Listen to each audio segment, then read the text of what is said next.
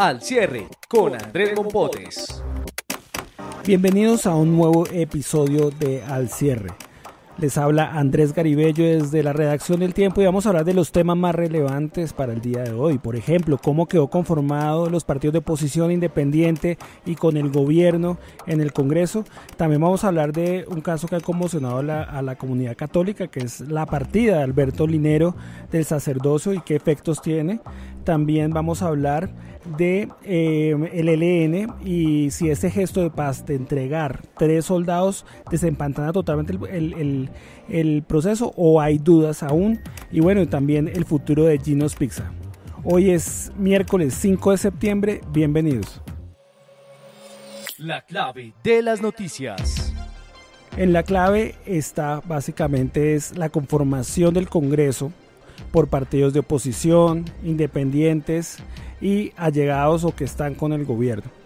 Edulfo Peña, editor político del Tiempo, nos va a comentar exactamente cómo quedó distribuido y qué efectos tiene esto para lo que sigue en el Congreso y la relación con el presidente Andrés, Duque. podríamos decir que el gobierno en este momento logra una estrechísima mayoría en el Senado de la República, que es como la corporación donde tenemos los indicadores de gobernabilidad más claros. En este momento lo que el gobierno ha conseguido es que la U se declare partido de gobierno, que sumándolo con los conservadores y los cristianos logra 54 votos, que es exactamente la mitad más uno de los miembros. 54 votos que hoy tiene el gobierno en el bolsillo porque son partidos de gobierno que se declararon de acuerdo con el estatuto de oposición. Partidos de gobierno tiene 54 votos exactos, es la mitad más uno, que es un número de votos clave para decisiones importantes. Claro. Eso no en ningún momento podemos decir que tiene una mayoría holgada. En la práctica, Edulfo, estos partidos que están con el gobierno, ¿cuál es el efecto? O sea, que para decirle a la gente, lo que llega del gobierno pues se va a aprobar con esa estrecha mayoría, ¿o no? Digamos que no se puede ser tan tajante, porque si en algún momento, por ejemplo, Germán Vargas se declaró independiente, cambio radical, pero Germán Vargas advirtió que va a apoyar los proyectos del gobierno que considere de importancia o de interés o útiles para el país. De manera que en algunos casos, algunos de los partidos que están en la independencia o inclusive unos de la oposición van a estar con algunos proyectos del gobierno. Lo que hay que explicar es qué significa ser partido de gobierno, partido de oposición e independiente. Sí, es fundamentalmente un concepto político, es como tener un amigo leal, en principio. Los del gobierno son los amigos leales del gobierno. Ellos sí se supone que siempre van a acompañar las propuestas del gobierno. U, conservadores, Centro Democrático y unos cristianos, 2 grupos de cristianos y la ASI, que son 2 congresistas. La oposición en principio siempre va a estar en contra del gobierno porque es la oposición, pero si hoy el gobierno lleva un proyecto sobre la paz, seguramente la oposición va a apoyárselo, ¿entiende? Entonces es un concepto político que va a materializarse para unas líneas claves, que tener unos aliados claves, unos aliados como más seguros que otros. Sí. Pero hoy lo que podemos decir para concluir, que fue con lo que comenzamos esta charla, es que el gobierno acaba de asegurar una mayoría muy estrecha, apenas justo los votos de la mitad más uno en el Senado. Claro que sí. Bueno, ¿qué sigue ahora? Digamos, los de oposición que... eso se estrena el estatuto, pero los de la oposición, por ejemplo, ¿qué tienen ellos? La ley les daba derechos como que les tienen que dar el uso de la palabra para las réplicas. Si el gobierno dice que le parece el día soleado, la oposición puede decir que le parece oscuro. Claro. Y tienen que darle el derecho para que diga eso, la palabra. Les dan más plata a la oposición para los partidos, para sustentar los partidos. Les dan más derecho a la televisión. A los independientes les dan un poquito menos. Los independientes tienen una prerrogativa, que es que tendrán 2 asientos en la Comisión Asesora de Relaciones Exteriores. ¿Qué es la Comisión Asesora de Relaciones Exteriores? Es un grupo de apoyo del presidente de la República para tomar las decisiones de política exterior. Ahí tienen los independientes. Y pare de contar. Y el gobierno tampoco es que le vayan a dar participación en los ministerios. En principio podría darles, pero Duque ha dicho que no les va a dar. Vamos a ver qué pasa, porque cada día trae su afán. Muchas gracias, Adolfo, por este análisis y veremos todo el contexto de esta noticia en eltiempo.com. Lo más leído en eltiempo.com. En lo más leído es la conmoción en la vida católica colombiana, la partida de Alberto Linero del sacerdocio, como tal lo anunció hoy en una entrevista radial en Blue Radio. Bueno, estamos con José Alberto Mojica, su editor de Vida de hoy y una de las personas más conocedoras de este tema, que nos va a comentar, bueno, qué pierde la iglesia con la partida de Alberto Linero y un poco de contexto, ¿no? ¿Qué fue lo que dijo? Que por qué se cansó un poco del sacerdocio. Hola Andrés, gracias por esa presentación y básicamente creo que la iglesia está perdiendo a una figura mediática muy importante. El padre Linero es reconocido por sus apariciones matutinas en programas de televisión con su sección El Man está vivo. Es un sacerdote que se ha encargado de hablar, además con su forma caribe, él es costeño, entonces él habla de una manera muy espontánea sobre la fe y se refiere a Cristo como el Man. Entonces creo que pierde una figura muy importante que tiene mucho carisma, que le ha llegado a muchas personas, sobre todo a través de los medios de comunicación y a través de sus libros. Él además es un autor muy prolífico. Yo creo que él ha escrito como unos 30 libros en los últimos 10 años de diferentes temas en los que busca siempre acercar la palabra de Dios desde una manera muy cotidiana. Sí, José, entonces él aterriza un poco el tema del evangelio en algo muy cotidiano, la gente lo entiende. Él es muy activo en redes sociales y en WhatsApp, en grupos de oraciones. El que exactamente dijo, me mamé de la soledad, ¿no? Exactamente. Creo que lo que le pasó al padre Linero, o mejor su decisión, es realmente una decisión muy valiente que yo, de mi punto de vista personal, como ciudadano, creo que es muy valiente que los sacerdotes también tomen ese tipo de decisiones, porque realmente es muy difícil una vida de soledad, como él lo dijo, me mamé de la soledad. Pero aparte de todo, creo que el padre todavía está joven y tiene la oportunidad de rehacer su vida. El padre tiene casi 50 años, ¿no? Y le dijo en esta emisora, dijo, he sido pleno, pero hoy he entendido que quiero vivir otras cosas en mi vida personal. Bueno, ¿cómo un cura deja de ser cura? Yo no creo, pero ya es como temas más administrativos, eclesiales, más una figura. ¿Qué le sigue al padre Linero para decir ya no soy cura? Bueno, el padre Linero, según nos explicaban hoy en la conferencia episcopal, nunca va a dejar de ser padre, como que siempre va a tener como esa dignidad, pero lo que ya después de recibir como una licencia por parte de la Santa Sede incluso, pero inicialmente de la comunidad eudista, a la que él pertenece, y de la conferencia episcopal, que como que le dicen, bueno, listo, usted renunció, y creo que igual como cualquier otro sacerdote está en su libertad de renunciar. ¿Qué le sigue? Yo creo, pues él no lo ha dicho, pero creo que él igual va a seguir con su liderazgo, con sus libros, creo que con sus conferencias, así como lo hizo el padre Gallo, que también hace algunos años renunció. Era un caso muy parecido. Es un caso muy parecido. Más carismático, un tipo que mueve masas, mediático. Y que finalmente creo que necesitamos más sacerdotes que en algún momento digan, me cansé de la soledad, me cansé de esta vida, y que se vayan a hacer su vida personal, a cumplir muchas deudas pendientes con ellos mismos, y en lugar de muchos sacerdotes que siguen vinculados a la iglesia y pues tal vez no haciendo las cosas bien. Claro, vamos a hablar de otro tema, José, muy rápido, que es el tema del año. Hace un año, mañana se cumple un año de la visita del Papa Francisco. Él dejó unos mensajes muy claros a la juventud, a la sociedad, en un momento de proceso de paz donde estaba en su punto más importante. Bueno, este año, ¿qué ha pasado con ese mensaje del Papa? ¿Sirvió o no sirvió para usted? Bueno, en mi caso yo creo que sirvió en su momento para inspirarnos, para dejarnos un mensaje de aliento, para soñar con una sociedad mejor. Creo que esos mensajes calaron fuertemente en una parte de la sociedad. Creo que el tiempo también y la premura y tantas cosas que nos han pasado nos han hecho olvidarnos un poco. Y pues lo que dicen los expertos es que básicamente tenemos una sociedad con muchísimos problemas. Tenemos un país que ha vivido un conflicto armado de 50 años, tenemos una sociedad dividida políticamente, y realmente pretender cambiar las mentalidades de los colombianos, pues ya el Papa no hace milagros tampoco. Claro. Entonces, en ese orden de ideas, yo creo que al igual que los otros dos papas que vinieron antes, Juan Pablo II y Pablo VI, sí, que nos hablaron básicamente como de hacer reformas de políticas sociales. Y pues tampoco les hicimos caso. Creo que el problema de los colombianos es que creo que nos emocionamos muy rápido y muy fácil, y que se nos olvida también estas cosas muy fácilmente.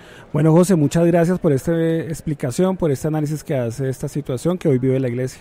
Bueno, sí, yo creo que el llamado simplemente es a recordar esos mensajes, los discursos, ahí los tenemos todos en eltiempo.com para que los releamos y volvamos a creer en Colombia como sociedad, en todo lo valiosos que somos, y realmente creo que podemos salir adelante si nos convencemos que somos importantes, que somos valiosos y que somos una sociedad creyente y echada para adelante. Bueno, gracias, José. Lo que viene para su información. En lo que viene es qué va a pasar con el proceso de paz con el ELN y el gobierno Duque.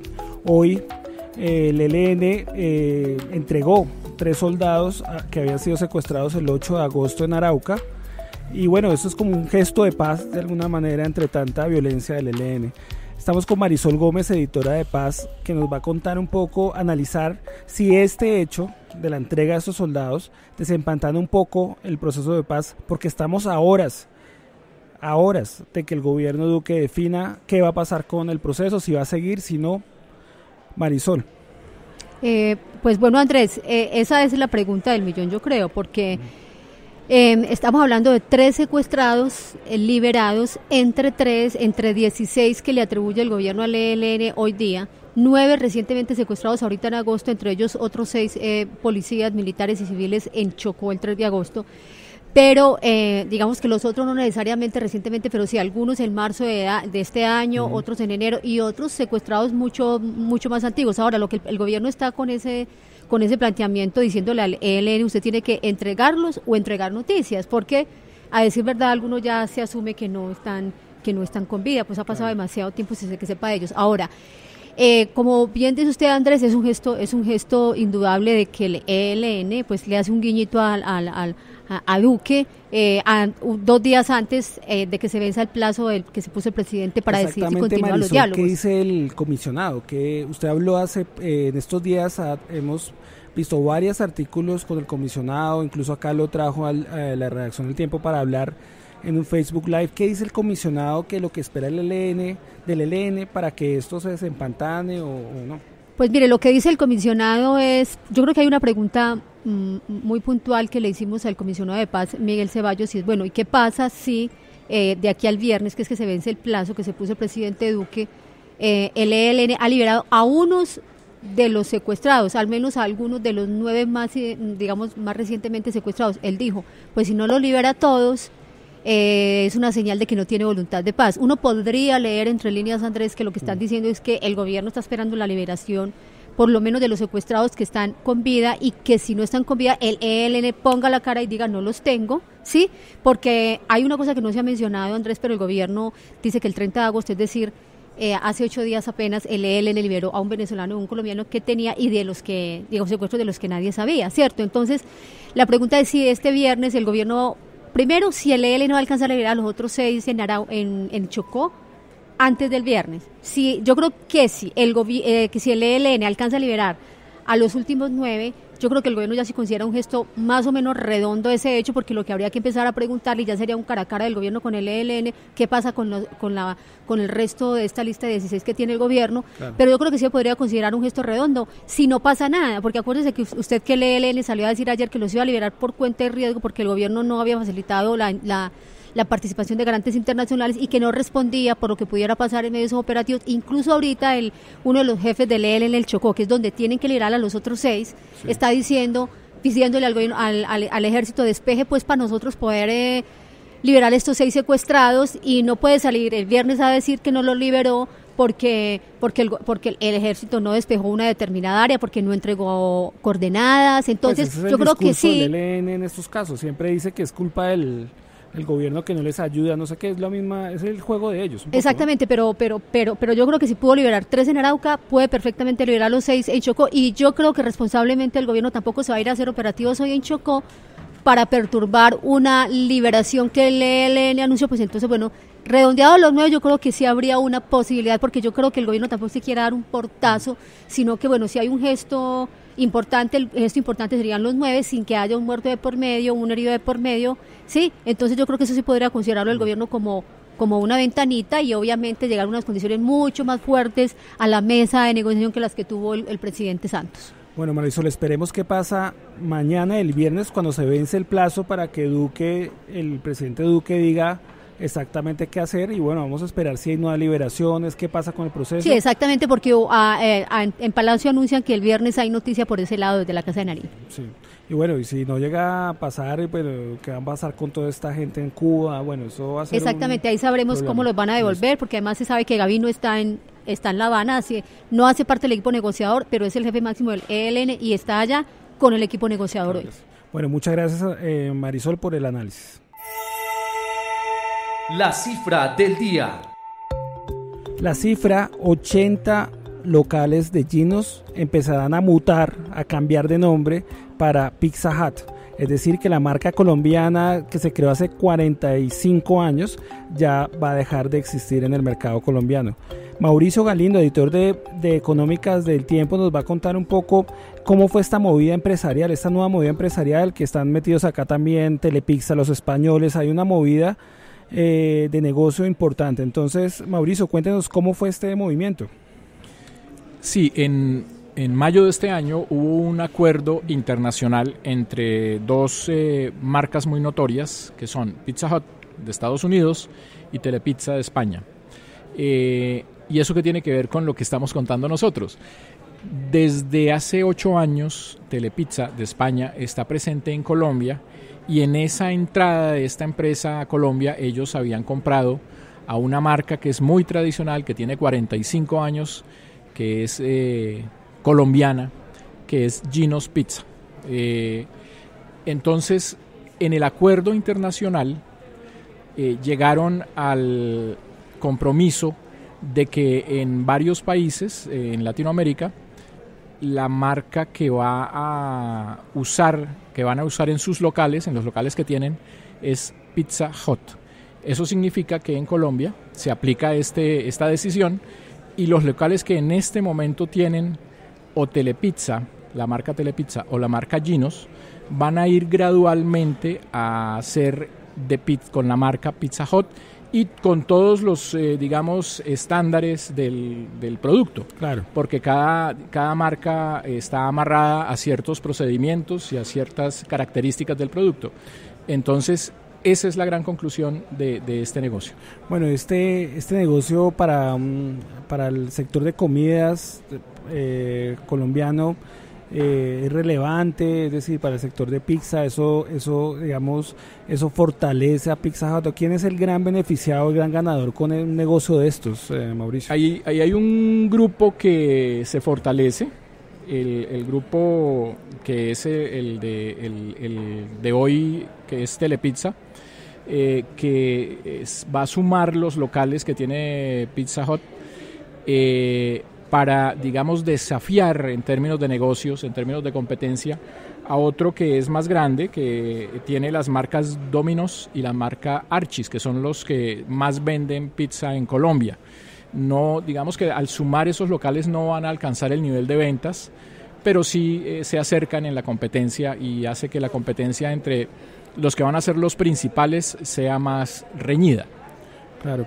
Bueno, Mauricio, ¿qué más tenemos de esta noticia empresarial? Es decir, ¿esto hay plata ahí por medio? ¿Esto me imagino que hay algún dinero? ¿O cómo?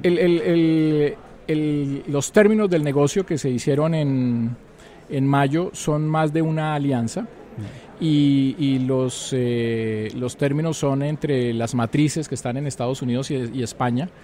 En Colombia seguramente va a haber, esto fortalecerá la capacidad de inversión de estas empresas, y lo que uno ve pues es que en la medida en que haya competencia más reñida, seguramente tiene algunos beneficios para los consumidores, es lo que siempre se ve en este tipo de movimientos. Bueno, Mauricio, muchas gracias y estaremos pendientes de todo el análisis sobre qué pasa en este sector de comidas que se vuelve muy interesante. Muchas gracias. Bueno, muchas gracias.